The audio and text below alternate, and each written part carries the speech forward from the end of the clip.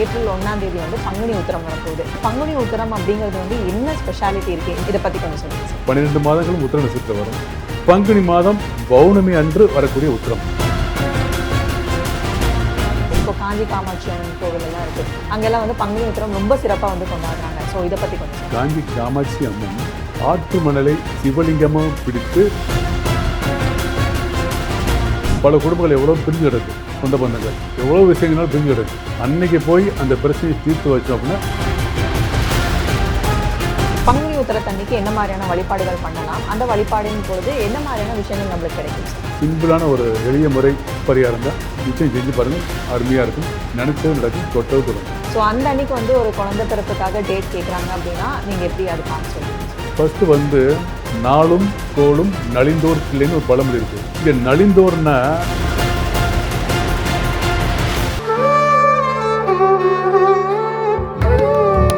Astro Tamil அன்பு நேயர்களுக்கு வணக்கம். நம்ம சேனலில் தொடர்ந்து பார்த்தீங்கன்னா ஜோதிடம், ஆன்மீகம், நியூமராலஜி அப்படின்னு பல இன்ட்ரெஸ்டிங்கான விஷயங்கள் வந்து பார்த்துட்டு இருக்கோம். அந்த வகையில் இன்னைக்கு ஆன்மீகம் சார்ந்த விஷயங்கள் பேசுறதுக்காக நம்ம கூட பிரசன்னம் மற்றும் பேரியல் ஜோதிடர் என்ஜி குமரன் அவர்கள் இணைந்திருக்கிறாங்க. வணக்கம் சார். அஸ்ட்ரோ தமிழா நேயர்களுக்கு நன்றி கலந்த வணக்கம். ஸோ இன்றைக்கி நம்ம என்ன பேச போகிறோம் அப்படின்னு பார்த்தீங்கன்னா, இப்போ தமிழ் மாதங்களில் வந்து நிறைய பண்டிகைகள் இருக்குது. ஸோ அதில் முக்கியமானது பார்த்திங்கன்னா, இப்போ ஏப்ரல் 1ஆம் தேதி வந்து பங்குனி உத்திரம் வரப்போகுது. ஸோ பங்குனி உத்திரம் அப்படிங்கிறது வந்து நிறைய பேர் வந்து கொண்டாடுவாங்க. இதில் வழிபாடுகள் என்ன மாதிரியான விஷயங்கள் வந்து பண்ணணும் அப்படின்னு சொல்லி எல்லாருக்குமே வந்து தெரிஞ்சிருக்குமா அப்படின்னு கேட்டால் இல்லை. ஸோ இந்த மாதிரியான வழிபாடுகள் பண்ணும்பொழுது நம்மளோட கலாச்சாரம் வந்து நம்ம சின்ன குழந்தைங்கள்லேருந்து சொல்லி கொடுத்தோம் அப்படின்னா தான் எல்லாருக்குமே வந்து தெரியும். ஸோ அந்த வகையில் பங்குனி உத்திரம் அப்படிங்கிறது வந்து என்ன ஸ்பெஷாலிட்டி இருக்குது, இதை பற்றி கொஞ்சம் சொல்லுங்கள் சார். ஸ்பெஷாலிட்டின்னு பார்க்கும்போது தெய்வங்களுக்கு திருமணம் நடந்த நாள் அப்படின்னு புராணங்கள் சொல்லப்பட்டிருக்கு. சாதாரண மனிதர்களுக்கு திருமணம் நடந்து வம்சாவளியாக நல்லா இருக்கும்போது அது பெருமையாக சொல்கிறோம் இல்லையா? அப்போ தெய்வங்களுக்கே திருமணம் நடக்கும்போது பெரிய விஷயம் இல்லையா, சாதாரண விஷயம் இல்லையா? அதுதான் இங்கே ஸ்பெஷல். இன்னொரு விஷயம்னாக்கா அஸ்ட்ராலஜிக்கெலாம் பார்த்தீங்கன்னாக்கா பங்குனி உத்திரம் ஏன் மற்ற மாதங்களில் உத்திர நட்சத்திரம் வராதான் வரும். எல்லா மாதங்களையும் 12 மாதங்களும் உத்திர நட்சத்திரம் வரும். பங்குனி மாதம் பௌர்ணமி அன்று வரக்கூடிய உத்திரம், உத்திர நட்சத்திரமும் வரணும், அது பங்குனி மாதமாக இருக்கணும். அதுக்கு தான் பெருமை. அந்த பங்குனி மாதத்தில் வரக்கூடிய உத்திர நட்சத்திரம் மாதங்களில் பார்த்தீங்கன்னா 12வது மாதம், தமிழ் மாதங்களில் 12வது மாதம், நட்சத்திரங்களில் 12வது நட்சத்திரம். கரெக்டாக பார்த்தீங்கன்னா மேட்ச் ஆகிற மாதிரி சொல்கிற மாதிரி எல்லாம் டக்குன்னு மைண்டில் செட் ஆகிற மாதிரி பங்குனி மாதம் பௌர்ணமி வரணும். அந்த பௌர்ணமி அன்று உத்திர நட்சத்திரம் இருக்கணும், இருந்தால் தான் அது பங்குனி உத்திரம். அன்றைய தினம் தெய்வங்களுக்கே திருமணம் நடந்த நாள். அப்படிம்போது தெய்வங்கன்னா சொல்லிட்டே போகலாம். ஐயப்பன் அவதரித்த நாள், முருகப்பெருமான் தெய்வானை திருப்பரங்குன்றத்தில் திருமணம் நடந்த நாள், ராமர் சீதா திருமணம் நடந்த நாள், சிவன் பார்வதி திருமணம் நடந்த நாள், ஆண்டாள் ரங்கமன்னார் திருமணம் நடந்த நாள். இதெல்லாமே பார்த்தீங்கன்னாக்கா அந்த பங்குனி உத்திரம் தான். இது மட்டும் இல்லை, முருகப்பெருமான் சூரபத்மனை சூரசம்ஹாரம் செய்த நாள், அதுவும் பங்குனி உத்திரம் தான்.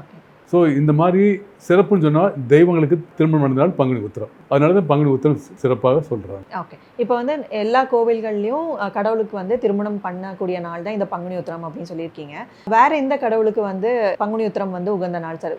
இப்போ காஞ்சி காமாட்சி அம்மன் கோவில் எல்லாம் இருக்கு, அங்கெல்லாம் வந்து பங்குனி உத்திரம் ரொம்ப சிறப்பாக வந்து கொண்டாடுறாங்க. ஸோ இதை பற்றி கொஞ்சம் சொல்லுங்கள். இல்லை, காஞ்சி காமாட்சி அம்மன் சொன்னால், காஞ்சி காமாட்சி அம்மன் ஆற்று மணலை சிவலிங்கமாக பிடித்து வழிபட்டு அன்றைய நாள் அருள் கிடைத்த நாள் பங்குனி உத்திரம். ஸோ காஞ்சி காமாட்சி அம்மனுக்கு அந்த ஒரு சிறப்பு இருக்குது. இப்படி சொல்லிகிட்டே போகலாம். சூரபத்மனை அழித்த நாள் அப்படிங்கும்போது இப்போ குடும்பத்தில் வந்து விளையாட்டு போட்டியில் கலந்துக்கிறதுக்கு அன்றைக்கி பேர் கொடுக்குற நாள், அன்றைய ஃபஸ்ட்டு டெஸ்ட்டு அந்த போட்டியில் டெஸ்ட்டு கலந்துக்கிற நாள். இதெல்லாம் இந்த டைமில் செலக்ட் பண்ணி கொடுத்தோம்னாக்கா சிறப்பாக இருக்கும். அதே மாதிரி சூரபத்மனை அழித்த நாளுங்கும் போது ஒரு குடும்பத்தில் இருக்கக்கூடிய அகங்காரங்களை, ஆணவத்தை, கோபத்தை அடக்குகின்ற நாளுங்கும் போது பல குடும்பங்கள் எவ்வளோ பிரிஞ்சு கிடக்கு, சொந்த பந்தங்கள் எவ்வளோ விஷயங்களாலும் பிரிஞ்சு கிடக்கு. அன்னைக்கு போய் அந்த பிரச்சனையை தீர்த்து வச்சோம் அப்படின்னா நிச்சயம் சக்ஸஸ் ஆகும், குடும்பங்கள் ஒன்று சேரும். கோர்ட்டு கேஸும் போகிறவங்க அன்னைக்கு போய் இன்னைக்கு இந்த விஷயத்தை முடித்தா எல்லாரும் சுமூகமாக இருக்கும் அப்படின்னாக்கா அன்னைக்கு போய் அந்த கோர்ட்டை அணுகணும், நீதிமன்றை அணுகிறது, வக்கீல் அணுகிறது, அன்னைக்கு போய் போகிறதுனா சிறப்பாக இருக்கும். இதுனா அது சிறப்பாக நடக்கக்கூடிய நாள்.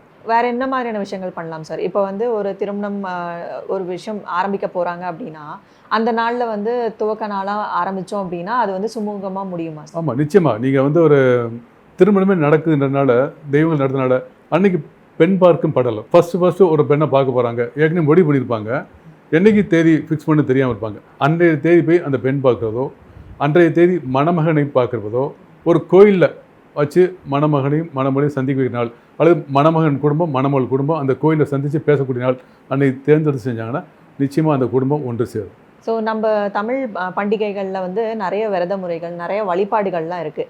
ஸோ இந்த வழிபாடு பண்ணுறது மூலயமா நம்மளுக்கு ஏதாவது ஒரு பாசிட்டிவாக நடக்கும் அப்படின்னு சொல்லி ஒரு நம்பிக்கை, ஒரு விஷயம் இருக்குது. பங்குனி உத்திரத்தன்னைக்கு என்ன மாதிரியான வழிபாடுகள் பண்ணலாம், அந்த வழிபாடின் பொழுது என்ன மாதிரியான விஷயங்கள் நம்மளுக்கு கிடைக்கும் சார்? பங்குனி உத்திரத்தப்ப எல்லா கோயிலுக்கும் போகலாம். நீங்கள் விநாயகர் கோயில், முருகன் கோயில், சிவன் கோயில், பெருமாள் கோயில், எந்த கோயிலுக்கு போனால். ஆனால் அன்னைக்கு வந்து முருகப்பெருமானுடைய மந்திரங்களை சொல்லி ரொம்ப எளிமையாக சரவணபவ ஓம், ஓம் சரவணபவ சொல்லிகிட்டே போனால் போதும். அந்த முருகப்பெருமானை வணங்க அன்றைக்கி தேதிக்கு சிறப்பாக இருக்கும்.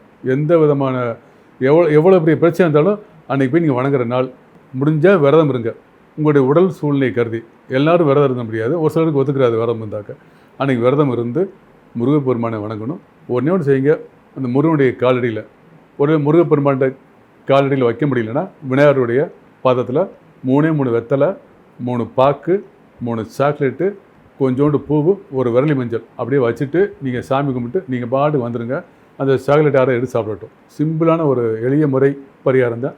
நிச்சயம் செஞ்சு பாருங்கள், அருமையாக இருக்கும். நினச்சது நடக்கும், தொட்டது தொடங்கும். ஸோ பங்குனி உத்திரத்தன்னைக்கு ஒரு திருமணம் சார்ந்த விஷயங்கள் வந்து கைகூடி வரும் அப்படின்னு சொல்லியிருக்கீங்க. அதை தாண்டி இப்போ நிறைய பேர் வந்து ஜாபுக்காக ட்ரை பண்ணுவாங்க, படிப்பு விஷயத்துக்காக ட்ரை பண்ணுவாங்க. இதெல்லாமே வந்து கை கொடுக்குமா? கரெக்டு. நிச்சயமாக அன்னைக்கு அதான் சொல்ல வேண்டியது கிடைக்கும்னாக்க என்ன, நீங்கள் போய் ரொம்ப பேர் ஜாப் ட்ரை பண்ணிப்பாங்க, வெளிநாடு போக நினச்சிட்டு இருப்பாங்க, ஒரு பிஸ்னஸ் ஸ்டார்ட் பண்ண நினச்சிட்டு இருப்பாங்க. அன்னைக்கு போய் பூவை போட்டு பார்த்துருங்க. ஜாதகம் பார்த்துருப்பீங்க, இருந்தாலும் அன்னைக்கு போய் இறைவன்ட்ட ஒரு டவுட் இருக்கும். எல்லா ஜோசியும் செய்ய சொல்லிட்டாங்க, இருந்தாலும் ஒரு டவுட்டு. அன்றைக்கி பூவை போட்டு பார்த்துருங்க, இறைவனே ஆசி கொடுத்துருவார். அன்று இறைவன் ஆசி கொடுத்துட்டா உங்களுக்கு வேறு என்ன, நிச்சயமாக தொட்டது வந்து அன்றைக்கி முயற்சி பண்ணுங்கள். எந்த ஒரு புதிய முயற்சினாலும் அன்றைக்கி ஸ்டார்ட் பண்ணுங்கள். இப்போது நிறைய பேர் வந்து குழந்தை பிறப்புக்கு டேட் பார்த்து சொல்லுங்கள் அப்படின்னாலாம் சொல்லுவாங்க இல்லைங்களா? அந்த அன்னைக்கு வந்து பௌர்ணமியும் வருது அப்படின்னு சொல்கிறீங்க.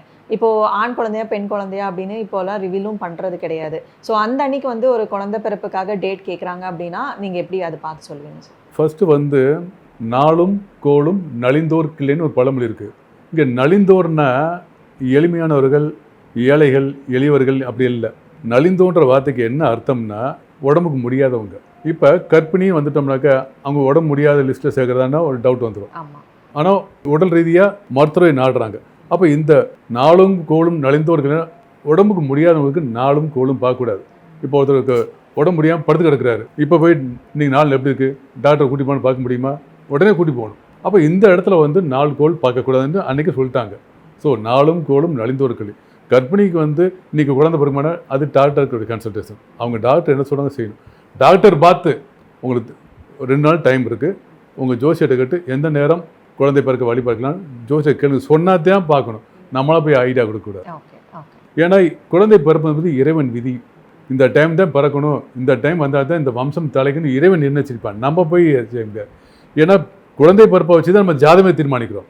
நம்மளே குழந்தை பிறக்க தீர்மானித்தோம்னாக்க நம்ம அவ்வளோ பெரிய பிரம்மன் கிடையாது. அப்போ டாக்டர் பார்த்து, வைத்தியர் பார்த்து இந்த டைம் கேட்டுவாங்க குறிச்சு சொன்னா தான் குறிக்கணுமே தவிர நம்ம போய் முன்னாடி இருக்கக்கூடாது. அதுதான் நாளும் கோளும் நலிந்தோர்கள். இந்த இடத்துல பங்குனி உத்திரம்னாக்க சிறப்பு. இறைவன் பார்த்து நினைச்சிட்டான் உங்களுக்கு ஒரு குழந்தை பிறக்க போதுனாக்க அன்றைக்கி பங்குனி உத்திரம் பிறந்தால் பெரிய விஷயம்தான். அது யாரும் தீர்மானிக்க முடியாது. உங்களுக்கு இந்த காலகட்டத்தில் பிறக்கும், இந்த மாதங்கள் பிறக்கும், இந்த தேதிகளை பிறக்கும் நம்ம சொல்ல முடியுமே தவிர இந்த டயத்தில் பிறக்கும்னு சொல்ல முடியாது. சொல்லிட்டா பெரிய விஷயம்தான். ஆனால் சொல்கிறதுக்கு ஆள் இருக்காங்க, சொல்ல முடியும். ஆனால் அது ரொம்ப ரொம்ப டிவைன் பவர் வேணும், அஸ்ட்ராலஜி கால்குலேஷன் வேணும். எல்லா கோயிலையுமே பார்த்தீங்கன்னாக்கா அந்த பங்குனி உத்திரத்தன்னைக்கு தீர்த்த வாரின்னு ஒன்று நடக்கும். தீர்த்த வாரின்னா என்னன்னாக்கா பங்குனி உத்திரம் மட்டும் மற்ற நாளையும் நடக்கும். 3 விஷயங்கள்: மூர்த்தி, தீர்த்தம், தலம்.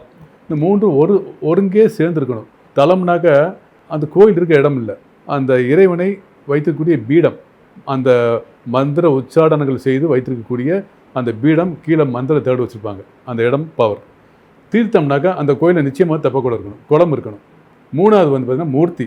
மூர்த்தினா அந்த இறைவனின் ஆற்றல். இந்த 3 ஒருங்கே சேர்ந்துருக்கக்கூடிய இடத்துல தான் தீர்த்தவாரி நடக்கும்னு அர்த்தம். அப்போ அந்த டைமில் பங்குனி உத்திரத்தப்போ இன்னும் உக்கிரமாக இருக்கும். ஸோ அந்த பங்குனி உத்திரத்துக்கு இது ஒரு பவர் இருக்குது. அந்த டைமில் போய் நிச்சயம் கும்பிடுங்க, நிச்சயம் உங்களுக்கு இறைவன் ஆற்றல் கிடைக்கும். அந்த மூர்த்தினா ஆற்றல்னு அர்த்தம். மூர்த்தினாக்க நம்ம வந்து பவர் அப்படின்றது வார்த்தை தான், ஆற்றல் நிச்சயம் உண்டு. மூர்த்தினா சிறுசு பெருசுனா கீர்த்தி அப்படிலாம் பார்க்க வேண்டாம். மூர்த்தினா ஆற்றல். நிச்சயமாக உங்களுக்கு அந்த பவர் கிடைக்கும் அன்றைக்கி போனால். இப்போ நிறைய யங்ஸ்டர்ஸே வந்து வழிபாடுகள் இதெல்லாமே வந்து பண்ண ஆரம்பிச்சிட்டாங்க. ஸோ கடவுள் மேலே ஒரு நம்பிக்கை அப்படின்னு பார்க்கும்பொழுது இந்த மாதிரி தமிழ் பண்டிகைகள் வந்து அவங்களுக்கு சொல்லிக் கொடுக்கும் பொழுது இன்னுமே அவங்க வந்து நிறைய விஷயங்கள் வந்து தெரிஞ்சுப்பாங்க இல்லைங்களா? ஸோ பங்குனி உத்திரத்தை பற்றி ரொம்ப டீட்டெயில்டான இன்ஃபர்மேஷன்ஸ் வந்து கொடுத்துருக்கீங்க சார். ஸோ தொடர்ந்து ஜோதிடம் சார்ந்த நிறைய விஷயங்கள் வந்து பேசலாம். நன்றி. வணக்கம்.